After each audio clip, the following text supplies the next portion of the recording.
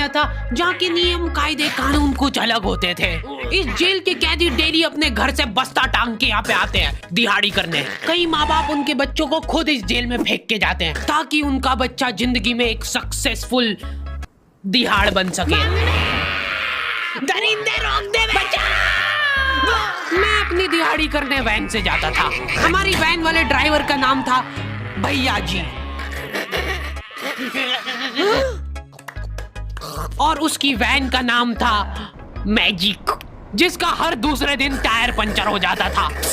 बच्चे लोग स्कूल जाके पढ़ना सीखे ना सीखे टायर पंचर बनाना जरूर सीख जाते थे। लेकिन भैया जी से मेरा अलग अटैचमेंट था। उनसे मेरे को दिल से नफरत थी। ये आदमी सुबह 5 बजे आके मेरे घर के सामने हॉर्न बजाता था। अरे भैयू, ओए भैयू, जल्दी से तैयार हो जा बेटा, 5 मिनट में निकलना है फटाफट। 9 बजे का स्कूल है यार हमारा। लेकिन ये आदमी सुबह सबसे पहले आके मेरे को लेता था। उसके बाद हम 3-4 घंटे पूरे शहर भ्रमण पे निकलते थे। शहर के पूरे आखिरी कोने से बच्चे ले लेके आता था ये आदमी। जहाँ पे वैन जा भी नहीं सकती उधर कूदा कूदा के ले जाता था ये, और फिर टायर पंचर हो जाते थे। शाम पड़े वापस से हमको घर घर छोड़ के आता था ये। जिंदगी बर्बाद कर दी थी भैया जी ने मेरी। सबसे पहले लेते थे और सबसे आखिर में छोड़ते थे। लेकिन मैं फिर भी उसी वैन में जाता था क्योंकि चमेली भी हमारी वैन में ही आती थी। और बात यह है कि वो मेरे पास ही बैठती थी, मतलब मजबूरन। उसके पास और कोई ऑप्शन ही नहीं बचता था और मैं बचाता भी नहीं था। मैं घर पे जाते से जो 2-3 घंटे मेरे को सोने के लिए मिलते थे उसमें सोता नहीं था और मैं प्लानिंग करता था कि कैसे चमेली सिर्फ मेरे पास बैठे। चमेली सबसे आखिर में आती थी और मैं सबसे पहले सुनसान वैन में चढ़ के बस्ता अपने पास में रख के और फसर के सो जाता था। बाकी सारे बच्चे अपना बस्ता गोदी में रखते थे क्योंकि तुम्हारे बाप की वैन नहीं है, मतलब मेरे भी नहीं थी। पर मेरे ऊपर भैया जी को तरस आ जाता था कि बेचारा 5 बजे से आया है, तो वो सोने देते थे। अरे कैसे चला रहा है ये गाड़ी? रुक जा, गाड़ी चलाना नहीं आती क्या? देखो, आदमी इतना तभी चिढ़ता है जब उसकी जिंदगी में कोई लड़की ना हो। नहीं है ना? नहीं, मैं समझ सकता हूँ लड़की ना होने का दुख दर्द। मैं भी किसी जमाने में लड़कियों की तलाश में गली मोहल्ले भटकता था। फिर एक दिन मेरे पास से वो निकली। जैसे ही मैंने हैपन खोल के देखा उसकी आईडी मेरे फोन पे चमक रही थी। हैपन ये एक रियल लाइफ डेटिंग ऐप है। यहाँ पे तुमको वो लोग मिलेंगे जो तुम्हारे आस पड़ोस से निकले हो कभी ना कभी। 100 किलोमीटर दूर रहने वाले लोगों से बात करके फायदा ही क्या जब तुम मिल ही ना पाओ। और अगर तुम्हारी घिनौनी शक्ल देख के यहाँ पे तुमसे कोई प्यार मोहब्बत नहीं भी करता है तो तुम फ्रेंडशिप तो कर ही सकते हो फिर भी। So go and check it out happen. Link is in the description. लेकिन मैं सोता नहीं था। मैं आंख बंद करके चमेली के घर का इंतजार करता था। तो क्योंकि चमेली आखिरी में आती थी तो वैन पूरी पैक पुक हो रखी होती थी। बच्चे बाहर उबल रहे होते थे और मैं अपना बस्ता पास में रख के एक्टिंग देखो एक्टिंग। और जैसे ही वो आती थी, हड़बड़ाना नहीं, ऐसे टाइम पे हड़बड़ाते नहीं है कि फटाफट बैग उठाया और आओ इधर बैठो जल्दी। मत करना ये हरकत, भाग जाएगी वो। ठरक नहीं झलकना चाहिए, जरा सिक भी, एकदम सटल रखना है। क्या हुआ? और कहीं जगह नहीं है क्या? तेरे मुंह में मूत दूंगा मैं। अच्छा ठीक है, इधर ही बैठ जाओ। देख रहे हो एक्टिंग देखो तुम लौंडे की। ना जाने कौन सी नशीली खट्टी मीठी खुशबू लगा के आती थी चमेली। आज तक उसकी खुशबू है मेरी नाक में। मैं वो खुशबू का पूरा मजा ले ही रहा होता हूँ, इतने में एकदम भभका बास आती है निकाह से। जैसे ही मैं बाहर झांकता हूँ, मरा हुआ कुत्ता पड़ा है वहाँ पे। एक काली कार सूख करके निकली और मेरे बच्चे को मार दिया। कैसे करके निकली? शूक। ऐसे नहीं निकली थी, मैं यहीं पे खड़ा था, वो कार आई थी और जैसे ही वो बच्चा नीचे आया तब वो खड़ा, वो बच्चा चिल्लाया और फिर कार करके भाग गई। उधर कुछ बच्चे ऑटो रिक्शा से भी आते थे स्कूल। ऐसा लगता था कि पूरे स्कूल के बच्चे इस एक ऑटो रिक्शा में ठूस ठूस के ले जाता है वो। ये ऑटो वाले और भैया जी दोस्त थे और अब ये बीच सड़क पे रेसिंग लगवा रहे। इनकी गाड़ियां उबला रही है बच्चों से, फिर भी नहीं मान रहे ये लोग। स्कूल जाके वो पीछे मुलट के देख रहा है तो एक बच्चा नहीं बचा उसके ऑटो रिक्शा में। हमारे भैया जी बेचारे पीछे से उनके गिरे हुए बच्चों को उठा उठा के ला रहे थे।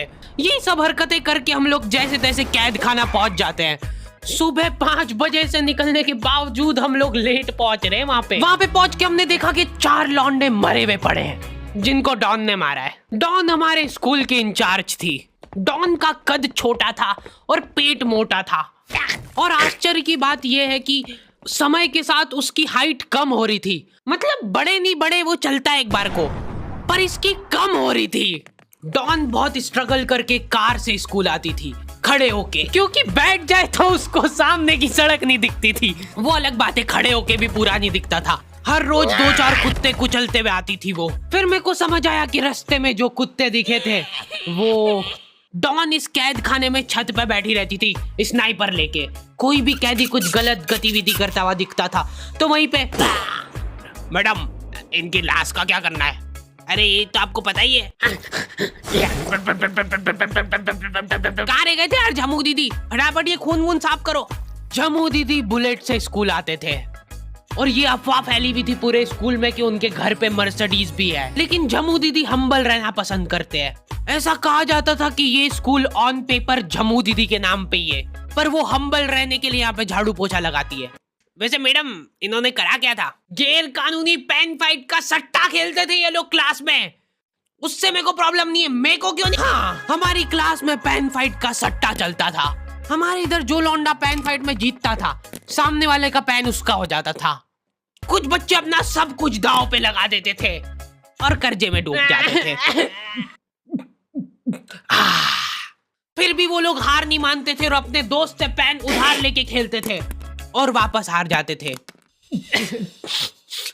तो अब क्लास में कुछ बच्चों के पास पोटला भर के पेन पड़ा है और कुछ बच्चों के पास पेन ही नहीं है। पेन इस कैद खाने की करेंसी थी। जिसके पास जितने महंगे पेन वो उतना रईस। यहाँ पे ब्लैक में पेन इधर उधर होते थे। नॉर्मल लोगों के पास होते थे 5 रुपए वाले जीफी जेल, जो कि तुम एक पन्ने पे लिखोगे तो पीछे 10 पन्ने तक छप जाएगा। और उनसे भी गए बीते लोग होते थे जो 3 रुपए वाला यूज एंड थ्रो लेके आते थे और उससे भी उनकी अच्छी राइटिंग आ जाती थी। बहुत चिढ़ मचती थी यार मैं कौन से। और कुछ चुनिंदा रईस लोग होते थे जिनके पास होता था ट्राइमैक्स।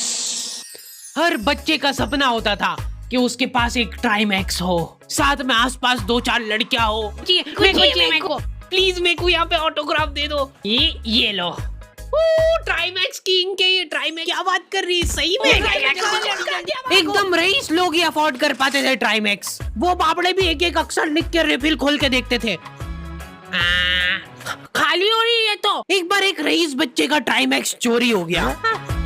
पूरे स्कूल में हाहू मच गई थी। वो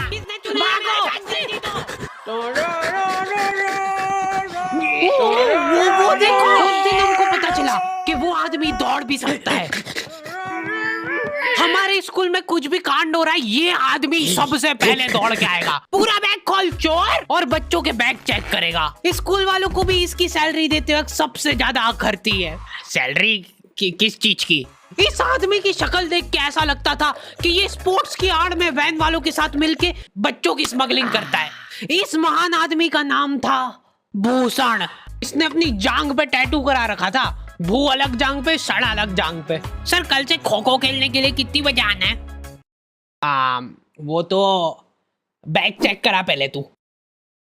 इन्होंने पूरे कैद खाने के कैदियों को लाइन से खड़ा कर दिया है। पेन हमारी क्लास के बच्चे का गुमा है और पूरे स्कूल में ढूंढ रहे हैं लोग। आखिरी में पता चलता है कि वो बच्चा घर पे भूल के आ गया था उसका पेन। सॉरी बेटा, एक फेड में मुंह देगा। ऐसे तो नमूने बच्चे थे हमारे स्कूल में, और टीचर लोग उनसे भी गए बीते थे। हमारे स्कूल में टीचरों को उनके नाम से कोई जानता ही नहीं है। बच्चों ने उनकी हरकतों के अनुसार टीचरों के नाम रखे हुए। हमारे इंग्लिश वाले टीचर का नाम था छोटा भीम। इससे चिड़चिड़ा आदमी मैंने आज तक नहीं देखा। छोटा भीम की हॉबी थी लड़कों को कूटना। उस बेचारे की हाइट छोटी थी तो बच्चे के मुंह तक उसका हाथ ही नहीं पहुंचता था। बेचारा ऊंचक उचक के मारता था, फिर भी कमर तक ही हाथ पहुंच पाता था उसका। एक पॉइंट पे मेरे को ऐसा लगने लग गया था कि उसको सैलरी लड़कों को कूटने की मिल रही है। कभी किसी बच्चे को बहुत ज्यादा मार दिया, घायल हो गया वो बेचारा, ये लो आपका एक्स्ट्रा बोनस। होमवर्क तुम्हारा बाप करेगा क्या? सर मेरे पापा मर गए, तू भी मर जा। ये लो। अरे वाह, नहीं चल रही, सांस तो नहीं चल रही है। हाँ कंफर्म कंफर्म मर चुका है ये। ओह ये लो आपका प्रमोशन हो गया है। लड़कियों से उसका अलग अटैचमेंट था। कौन सा परफ्यूम लगा के आई हो? सर थोड़ा थोड़ा दूर रहो। अरे मैं कुछ कर थोड़ी ना। भोली सी सूरत और आंखों में ठरक लेके स्कूल आ जाता था ये daily. So this means that he will jump over it and then he started ये आदमी इंग्लिश को इंग्लिश में ही ट्रांसलेट करके चल जाता था हमारी नंगी आंखों के सामने। इधर वॉशरूम में मौत का नंगा नाच मचा रखा था लॉन्डो ने। 4 लॉन्डे दिन दिन भर वॉशरूम में जाके खड़े हैं, कुछ भी नहीं कर रहे वो लोग वहां जाके। उनको बस मन की शांति मिलती है वहां जाके। अगले दिन उन चारों ने प्लानिंग करी, कुछ तो प्रोडक्टिव करते यार वहां जाके। अगले दिन वो सब पानी की बोतल लेके गए। अब वो पानी पी पी के हाथों हाथ मूत रहे हैं। और ये टीचर लोगों को प्रॉब्लम क्या है, बच्चे अगर वॉशरूम जा रहे हैं तो एक गया है तो अभी दूसरा नहीं जा सकता है। क्यों? तुम्हारे घर की लेटरिन थोड़ी ना है वो कि एक टाइम पे एक जना यूज कर सकता है। मान लो वो 2 जने अगर वॉशरूम में मिल गए तो वो क्या कर लेंगे ज्यादा से ज्यादा? भाई यहाँ का बल्ब निकाल लेते हैं ना। हाँ निकाल लो, फीस भरी अपन ने। लॉन्डो को ऐसा लग रहा है कि इन्होंने फीस भर के पूरा स्कूल खरीद लिया है। 10 लॉन्डे कॉरिडोर में छाती चौड़ी करके चल रहे हैं प्रिंसिपल के सामने। प्रिंसिपल को इग्नोर कर रहे हैं ये लोग। इनको ऐसा लग रहा है कि इन्होंने फीस भर दी है तो प्रिंसिपल इनके पैर पड़ेगी। उनमें से आधों ने फीस भरी भी नहीं है। हमारा स्कूल बिल्कुल सेफ नहीं था। हमारे वॉशरूम में चोरियां हो जाती थी यार। बल्ब चोरी करने के बाद सब लोग अंधेरे में मूत रहे एक दूसरे के जूते पे। उधर उधर कर। उसके बाद पूरे वॉशरूम में कुछ दिख नहीं रहा है चोरी करने का। तो ये लोग हाँ नल उखाड़ के ले गए। नल कौन ले जाता है? कभी वो मछली वाले साबुन चोरी हो जाते थे, कभी ये फिनाइल की सफेद गोली को माउथ फ्रेशनर समझ के खा जाते थे।